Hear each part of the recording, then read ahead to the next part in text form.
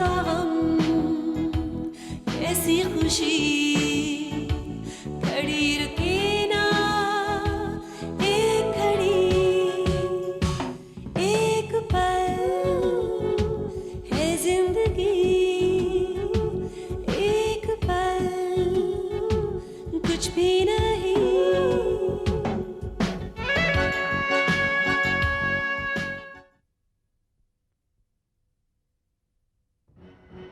ये आदमी अंडरवर्ल्ड के क्राइम का सरताज है। उसका नाम क्या है? दिनेश शाह। एक फितरत अपनी इस बेटी की आप जान लीजिए मां। रंजिश, अगर मेरी स्वेतलाना से शादी ना हुई होती या फिर वो मेरी और सोनू की जिंदगी में ना होती ना, तो शायद हम लोग एक दूसरी ही जिंदगी बिता रहे होते। कम से कम साल भर की सजा के लिए तो आप अपने आप को तैयार कर ही लीजिए। Okay bye. बेशक आप हमारी तरह एक औरत हैं, पर आप किस्मत वाली हैं और हम बदकिस्मत। शंकर, तूने तो गद्दारी की और ऊपर से उसमें मुझे शामिल कर दिया। जी शंकर, मुझे तो शर्म आती है अपने आप पर। तुम्हारा इस तरह ऑफिस आना और जबरदस्ती अपनी जिम्मेदारी निभाना मैं बर्दाश्त नहीं करूंगा। मैं तुम्हारे हाथ जोड़ता हूं, आज के बाद इस तरह ऑफिस में मत आना।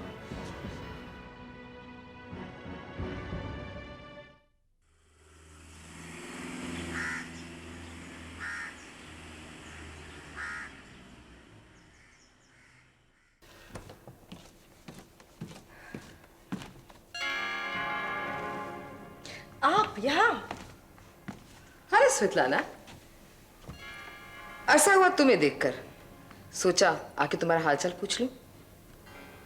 सचमुच तुम्हारी हालत तो बहुत खराब है। आपकी मेहरबानी रंजना देवी, शुक्रिया मेरी ये हालत करने का। अब हालत देख ली, दिल खुश हो गया होगा। अब जाइए प्लीज। अरे शुक्र करो मैं तुम्हें मिलने तो आई, तुम्हारा हालचाल तो पूछने आई। जब तुमने मेरी जिंदगी तबाह की थी ना, तुम तो मुझे पूछे तक नहीं आई। क्या है कि मैं आपकी तरह ढोंग नहीं कर सकती हूँ रंजना देवी। आपकी और आपके नाजायज बेटे करण की तरह मुंह में जहर भरा डंक और होंठ पर मीठे बोल मैं एक साथ नहीं रख सकती हूँ। झूठी हमदर्दी मैं दिखा ही नहीं सकती हूँ। रुको मत स्वेतलाना, प्लीज कैरी ऑन, बोलते रहो। तुम्हारी ये छटपटाहट देखकर मुझे एक अजीब किस्म से शांति महसूस हो रही है। मेरे बरसों की प्यास जिस शिद्दत से तुमने मिटाई थी ना, उसके लिए मैं तुम्हारी बहुत एहसानमंद हूँ। बोलो, उसके बदले मैं तुम पे क्या एहसान कर सकती हूँ? घर जाकर आईने में एक बार अपने होंठ देखिए रंजना देवी। दावा करती हैं आपकी प्यास बुझ गई, लेकिन होंठ अभी भी सूखे हैं। कितनी लगन से आपने करण के साथ मिलकर मेरी बर्बादी करनी चाहिए, लेकिन कर नहीं पाई। आपकी साजिश का मकसद था मुझे जेल भिजवाना, लेकिन आज मैं यहां आजाद मौजूद हूं। स्वेतलाना, यहां कहां इतने दिन तक तुम मौजूद रहोगी? क्यों? आप फिर ख्वाब देखने लगी हैं? मैं रंजना देवी मल्होत्रा इंडस्ट्रीज की चेयरपर्सन हूं। मुझे मुबारकबाद दो और साथ साथ कंपनी का एक कायदा भी सुन लो। मल्होत्रा इंडस्ट्रीज के रूल्स और रेगुलेशन के हिसाब से जो चेयरपर्सन होता है वो ही सिल्वर स्टेट में रहता है। क्या यकीन नहीं आ रहा? चाहो तो मिस्टर दलाल को फोन करके रूल्स और रेगुलेशन की एक कॉपी मंगा लो। वैसे भी कोर्ट नोटिस के साथ तो तुम्हें वो कॉपी मिल ही जाएगी। ऐसा नहीं हो सकता है, मैं जाकर बात करूंगी। लेकिन तुम किससे बात करोगी स्वेतलाना? मल्होत्रा इंडस्ट्रीज में तुमसे बात करने के लिए कोई भी राजी नहीं है। मेरा कहना मानो, ये भाग दौड़ छोड़ दो, अपने लिए एक नई छत तलाश कर लो। वैसे रंजना देवी बहुत रहम दिल है, तुम्हें 1 महीने की मोहलत देती हूँ।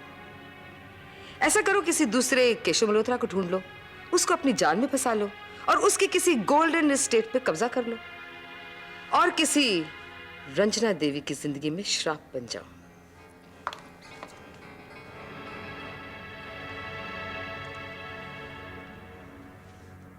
स्वेतलाना, मुझे सचमुच तुम्हारी बहुत फिक्र हो रही है।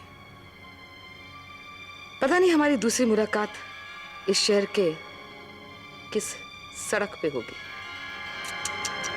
सचमुच तुम्हारे साथ तो बहुत ही बुरा हुआ है, लेकिन इसके लिए तुम मुझे जिम्मेदार मत ठहराना। तुम अपनी बदनसीबी अपनी उंगली पे पहनी हो। तुमको मैंने कितनी बार कहा था, ये अंगूठी मनहूस है।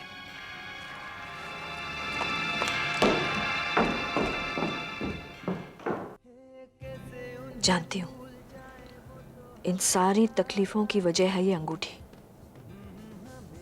इसका अपशगुन हम पर हमेशा से असर करता आया है। रंजना देवी ठीक कहती है। बेटे, तू अपने दिमाग से ये फतूर निकाल दे अब।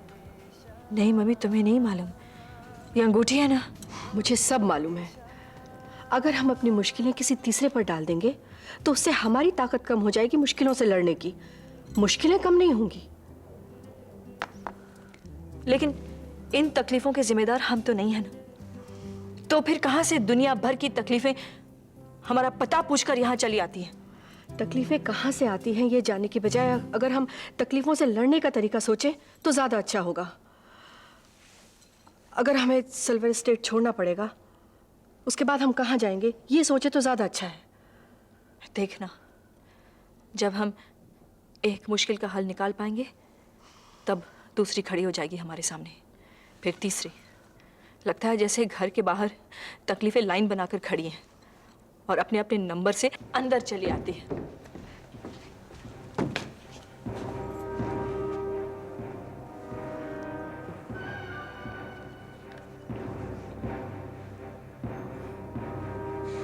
इतनी छिछालेतर हुई, इतनी ठोकरें खाई, इतनी बदनामी हुई है तेरी, लेकिन तू कमाल है। अक्ल ठिकाने नहीं आती तेरी। वही गुरूर, वही घमंड। तुम्हारा भी सस्तापन कहाँ गया रानी? आज तक घर और सड़क के बीच फर्क कहाँ कर पाए? जैसा बर्ताव सड़क पर करते हो वैसा ही घर में करते हो। चिल्लाना, धमकियां, बदतमीजी।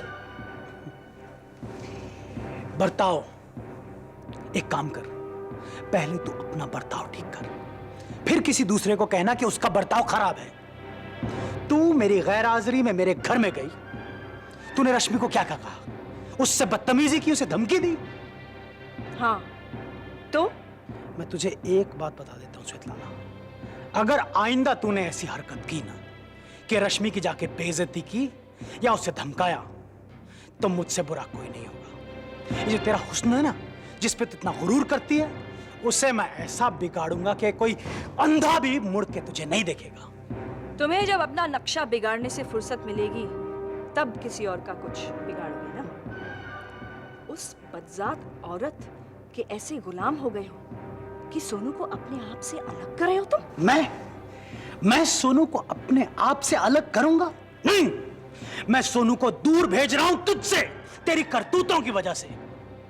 और मैं तुझे एक और बात बताता हूं स्वेतलाना, वो औरत, वो रश्मि, मेरा कुछ भी बिगाड़ ले, कुछ भी कर ले मुझको, वो उतनी बर्बादी मेरी नहीं कर सकती जो तूने की है।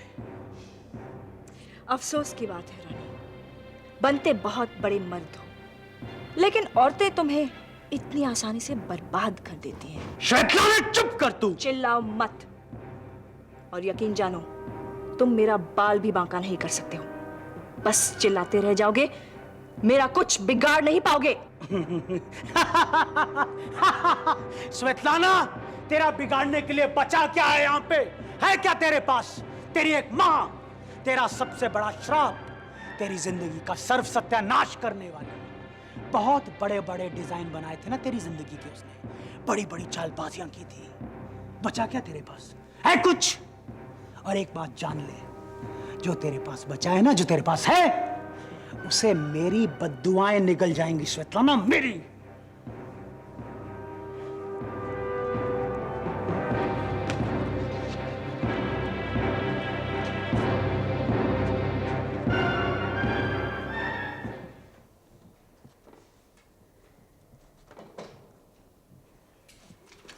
आओ मेधा, कैसी हो? मैं जैसी भी हूँ, तुम बड़े जिद्दी हो एकनाथ। चलो, तुम्हें मेरे अंदर कुछ खामियां तो नजर आई। बैठो। है तो ये खूबी लेकिन तुम इसे खामी की तरह इस्तेमाल कर रहे हो। लगता है एकनाथ बाबू बड़े पेचीदा होते जा रहे हैं। तुमने अभी जो कुछ भी कहा है मेरे बारे में, मुझे कुछ समझ में नहीं आया। एकनाथ, अगर तुमने जिद पकड़ लिया कि तुम मुझसे नहीं मिलोगे तो किसी भी सूरत में नहीं मिलोगे, है ना? ना तुम मुझसे मिले, ना तुमने फोन किया, ना ही किसी और से मेरा हाल जानने की कोशिश ही की। मेधा, ये मेरी जिद नहीं है, ये तुम्हारा वादा था। हम लोग नहीं मिलेंगे, ये फैसला तुम्हारा था। हमने ये फैसला तो नहीं किया था कि हम नहीं मिलेंगे। हमने तो सिर्फ इतना तय किया था कि हम अपने जज्बात पर बंदिशें लगाएंगे। मेधा, तुम्हारे अंदर ये काबिलियत है कि तुम अपने जज्बात पर काबू रखकर मुलाकात कर सकती हो, मगर मेरे जज्बात थोड़ा सा उग्रवादी है, जल्दी काबू से बाहर हो जाते हैं। तुम्हारी आवाज भी सुन लेता हूँ या तुम्हें देख भर लेता हूँ तो मेरे जज्बात काबू में नहीं रहते। तो हम दोस्तों की तरह भी तो मिल सकते हैं ना एकनाथ? नहीं मेरा, रिश्ते जब उतार पर हो तो बेहतर होता है कि आमना सामना ना हो। हाँ, इससे बदतर बात मेरे लिए क्या हो सकती कि हमारी मुलाकात ही ना हो। एकनाथ, पिछली बार तुमने कहा था ना कि मैं अपने कई फैसले तुम्हारे भरोसे छोड़ दूं, तो अब तुम ही बताओ मैं क्या करूं? मिलती रहो, जो होगा निपट लेंगे। हाँ, अब तुम्हें ही निपटना पड़ेगा, क्योंकि मैं अपनी सारी परेशानियां तुम्हारे हवाले करने की आदत डालने की कोशिश कर रही हूं। चलो, तुम्हारे अंदर ये समझ देर से आई लेकिन दुरुस्त आई। हाँ, तो मैं क्या करूं एकनाथ? तुम बिजी रहते हो, तुम्हारा वक्त कट जाता है, और मैं रूबी को बैंगलोर जाने की तैयारी करते हुए देखती हूँ तो समझ ही नहीं पाती आखिर मैं क्या करूं। तुम अपने आप को बिजी रखने की कोशिश क्यों नहीं करती? कैसे?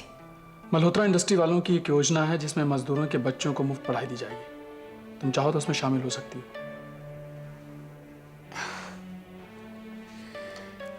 ठीक है, तुम चाहते हो तो मैं वो भी कर लूंगी। इसी बहाने तुम्हारा दिल भी बहल जाएगा। हाँ, अब इन्हीं बहानों से दिल बहलाना पड़ेगा। Sorry. I am sorry Rakshanda, खामखा यहाँ सीन क्रिएट हो गया। I feel sorry for you Rishabh, ये देखकर कि तुम ऐसा सीन क्रिएट कर सकते हो। रक्षंदा, मैं और कर भी क्या सकता था? हाँ, तुम जैसे मर्द जो औरतों को अपना गुलाम समझते हैं और कर भी क्या सकते हैं। देखो देखो, तुम मुझे गलत समझ रही हो।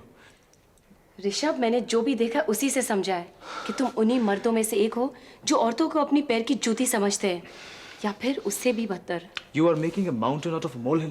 बेकार में बात बढ़ा रही हो, बिलीव मी। मैंने आज जो भी बात देखी वो मेरे लिए बहुत बड़ी बात थी ऋषभ। क्या देखा है तुमने? मैं पूछता हूँ, क्या देखा है तुमने? कोई जबरदस्ती मेरे ऑफिस में आता है, जबरदस्ती मेरे मुंह में खाना ठूसने की कोशिश करता है और मैं रिएक्ट करता हूँ, तो क्या गलत किया है मैंने? ऋषभ, पूजा का जज्बा जबरदस्ती का नहीं था। Come on. उसके पीछे परवाह थी, फिक्र थी। जो इंसान किसी का इतना ख्याल रखता हो उसके साथ ऐसा सलूक मैं ये कभी नहीं बर्दाश्त कर पाती ऋषभ। तुम कुछ नहीं जानती रक्षंदा। अगर तुम मेरी जगह होती ना तब पता चलता। ऋषभ, तुम क्या, तुम्हारी जगह कोई और भी होता तो मैं उसे बर्दाश्त नहीं कर पाती। तुम्हारा आज ये चेहरा देखकर मुझे नफरत सी हो रही है कि कोई आदमी किसी औरत के साथ ऐसा बर्ताव कर सकता है। तुम तो बात बात पर झंडा उठा लेती हो। आजकल की औरतों की यही तो सबसे बड़ी प्रॉब्लम है, नारेबाजी करने का बहुत शौक है। कोई जबरदस्ती मेरे गले पड़े और मैं उसे अपने गले का हार बना लूं, ये तो वही बात हो गई। मान न मान, मैं तेरा मेहमान। ऋषभ, पूजा से तुम्हारा क्या रिश्ता है? रिश्ता? क्या रिश्ता? कुछ नहीं। ये कुछ नहीं वाला रिश्ता तो नहीं है। मतलब क्या है तुम्हारा रक्षंदा? जब मैंने कह दिया कि उसके और मेरे बीच में कोई रिश्ता नहीं, उसे मेरी माँ ने गांव से बुलाया था मेरी और मेरे घर की देखभाल करने के लिए, that's all. Oh, you mean वो तुम्हारी नौकरानी है? वो मेरी नौकरानी नहीं है। फिर? रक्षंदा, जितना मैं तुम्हें बता चुका हूं उतना तुम्हारे लिए काफी है, ओके? ऋषभ, हम दोस्त हैं, क्या मैं इतना भी नहीं जान सकती? हम दोस्त हैं, इसीलिए एक हद तक तुम्हारे सवालों का जवाब दे रहा हूं रक्षंदा। लेकिन जितनी इजाजत मैं तुम्हें दूं उससे ज्यादा जानने की कोशिश मत करना। ऋषभ, तुम्हारे इस भाषा को आज पूजा ने अपनी किसी मजबूरी की वजह से सहन कर लिया है। लेकिन याद रखना, आइंदा मुझसे इस भाषा में बात करने की कभी कोशिश मत करना। जो इंसान मेरी इज्जत नहीं कर सकता, उसकी बेइज्जती करना मुझे अच्छी तरह आता है। Come on Rakshanda. आज तुमने पूजा के स्वाभिमान को कुचल दिया है, लेकिन याद रखना, जो इंसान मेरे स्वाभिमान को छेड़ेगा, मैं उसे ऐसा सबक सिखाऊंगी कि वो जिंदगी भर याद रखेगा। And now may I take your leave?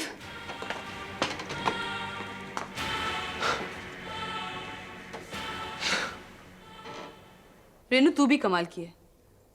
मुझे परेशानी में छोड़कर खुद अपनी जिंदगी में मस्त हो गई। सब ठीक तो चल रहा है, फिर तू परेशान क्यों हो रही है? तेरे इस ग्रोवर को भी अब आना था। अब देख, तू उस बेचारे को मत कोस। हाँ, बेचारा और कोई नहीं, सिर्फ मैं हूं।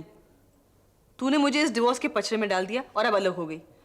तेरे अलावा और कौन है मेरे साथ बात करने वाली? तू तो मेरे से बात करना, तेरे सामने तो बैठी हूँ। लेकिन तुझे फिक्र किस बात की है? बंसल है ना। मैं तो अच्छी फंसी इस डिवोर्स के केस में। बंसल एक तरफ खींच रहा है, महीन एक तरफ और बच्चे एक तरफ। मेरी तो समझ में नहीं आता इधर जाऊं या उधर जाऊं। निशित, तू भी अजीब है। तुझे अभी तक अपने पराये का कुछ फर्क समझ में नहीं आया। जो भी है, मेरी बेटियां तो मेरी अपनी है ना। बंसल तो अपने फीस के पीछे ही लगा हुआ है। देख निशी, बंसल तुझे ज्यादा से ज्यादा एलिमनी दिलाना चाहता है, तो इसमें किसका फायदा हुआ? तेरा ही ना। ऐसे में तू महेश से जितना पैसा खींच लेगी तेरे लिए अच्छा है। तो तेरा सगा कौन हुआ? बंसल ही हुआ ना। लेकिन मेरी बेटियां तो कुछ और चाहती हैं। अच्छा, तू मुझे एक बात बता, अगर तू रितु से कहे कि वो सुनील को छोड़ दे, तो क्या वो छोड़ देगी? वो क्यों छोड़ेगी? वही तो मैं कह रही हूँ। इस उम्र में लड़कियों के लिए सबसे ज्यादा इंपॉर्टेंट उनके बॉयफ्रेंड्स होते हैं। तेरे कहने पर वो रितु नीतू उनको नहीं छोड़ने वाली, तो फिर तेरे सगे कौन हुए? और रही बात महेन की, वो शीला के बहकावे में आकर तुझे कम से कम एलिमनी देकर तुझसे छुटकारा पाना चाहता है, तो तेरा सगा बंसल ही हुआ ना। तू क्या चाहती है? बंसल जैसा कहे वैसे ही करूं? बिल्कुल। अरे, जिस तरह से हमें अपने डॉक्टर में विश्वास और आस्था होनी चाहिए, उसी तरह से वकील में भी होना चाहिए। हेलो, बंसल साहब जी, मैं रेनू बोल रही हूँ। हाँ, यूं निशी से मिलने आई थी। लीजिए, निशी से बात कीजिए। एक मिनट, मैं आपसे कुछ बात करना चाहता हूँ रेनू जी। हाँ जी, कहिए। वजह मुझे पता नहीं, लेकिन आपकी सहेली मुझसे मिलने को राजी नहीं। उनका रवैया मुझे कुछ समझ में नहीं आ रहा। मैं तो ये केस छोड़ने की सोच रहा हूँ। नहीं नहीं बंसल साहब, आप ऐसा मत करिए। निशी को आपके ऊपर पूरा भरोसा है। ऐसे में हमें आप ही का तो आसरा है। अगर ऐसा होता तो वो मुझसे मिलने की कोशिश करती, मगर वो अचानक गायब हो गई। असल में हम लोग अभी आप ही के बारे में बात कर रहे थे। वो आपसे मिलने ही वाली थी। वो कल आपको कॉफी शॉप में आकर मिल लेगी। ठीक है, मैं कल तक इंतजार करता हूँ। ओके जी। निशी, तू कल बंसल से जाकर कॉफी शॉप में जरूर मिल लेना। वो तेरे फायदे की बात कर रहा है। वो जैसा कहता है वैसे करती जा। ठीक है, तू कहती है तो मैं मिल लूंगी। That's right. अच्छा, अब मैं चलती हूँ। जा रही है ग्रोवर से मिलने? नहीं, सूरज से। Bye bye.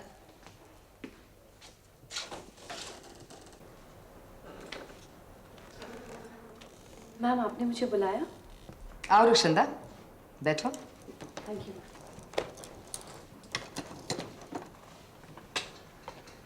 कुछ परेशान दिख रही हो? नहीं, कुछ खास नहीं। आयुषो, देखो रक्षंदा, कभी भी कोई भी प्रॉब्लम हो ना, सीधा मेरे पास आ जाया करो। Thank you ma'am. आप लोगों का इतना प्यार और इतनी परवाह देखकर मुझे ऐसा लगता है कि I do not deserve all this. तुम क्या डिजर्व करती हो, मुझसे पूछो। वैसे करण भी तुम्हारी काफी तारीफ करता है। मैम, कई बार इतनी तारीफ इंसान को निकम्मा बना देती है। मुझे नहीं लगता तुम उन लोगों में से हो। वैसे रात को क्या कर रही हो? कुछ खास नहीं। Then come and have dinner with me. My pleasure, ma'am. Thank you very much. Hi. Karan, मैं सोच भी नहीं सकती थी कि तुम ऐसी हरकत कर सकते हो। क्या क्या किया मैंने? आपने क्या कह दिया? वही जो तुम कहते रहते हो। मैंने क्या कहा? तुम उसकी तारीफ करते हो, और उसने जो किया है वो मजाक था। सेंस ऑफ ह्यूमर देखा आपने? मैं देख रही हूँ आजकल तुम्हें उसमें काफी चीजें नजर आ रही हैं। फिलहाल आप इसे देखिए और साइन कीजिए। क्या है ये? नोटिस है। स्वेतलाना को सेलर एस्टेट खाली करना पड़ेगा। 3 हफ्ते की मोहलत दी जाती है। गुड करण। वैसे शाम को क्या कर रहे हो? कुछ खास नहीं। क्यों? रक्षंदा के साथ बाहर नहीं जा रहे हो? नहीं? ठीक है, तो घर आ जाना, इकट्ठे खाना खाएंगे। ओके?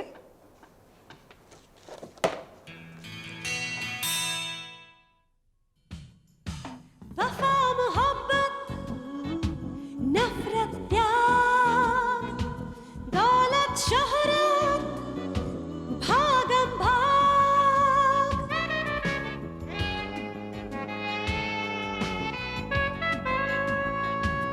अंधा कुआं जहरीले नाग अपना सुर बेगाना राग एक हाथ में तस्बीह माला